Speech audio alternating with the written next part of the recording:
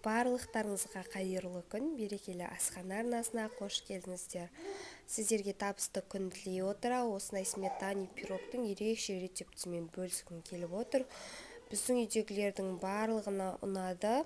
Мен бір жасағаннан ақ шықты, әсіресе жолдасыма өте қатты ұнағандықтан сіздермен бөлісейін деп шештім. Және де ингредиенттер осы, көп нәрсе кетпейді. Төменгі описаниеге толық рецептісін жазып қалдырамын.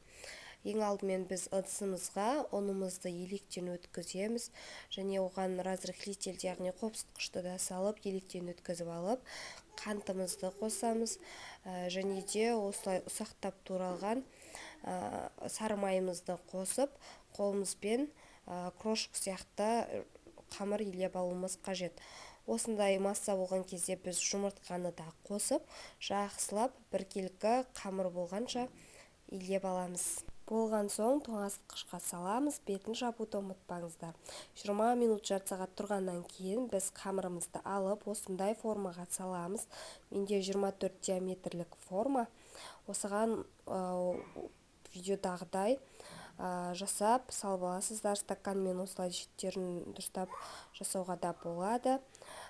Бастысы әдемілеп жасасаңыздар болғаны. Және де біз енді қаймақ және қант, жұмыртқамызды араластырып, біркелкі масса болғанша салмамызды дайындаймыз. Миксермен істеуге болмайды араластыруға. Тек қана осылай венчиктің немесе вилканың көмегімен араластырып аласыздар. Және оны біз тестамыздың үстіне құйып, пешке жібереміз. 180 градуста 40 минуттай пісті. Пісіп шыққан соң біз оны формасынан толықтай суыған соң ғана ажыратамыз. Айтпақшы, мен алдағы рецепттерімде осы сметаниктің шоколад қосылған түрін жасап көрсетемін бұйырса. Әрине, тестасы да соған лайықты какао қосылған теста болады. Сондықтан да менің арнамнан алыстамаңыздар, мені бақылап отырыңыздар дегім келеді. Ол да өте ерекше болып шығады.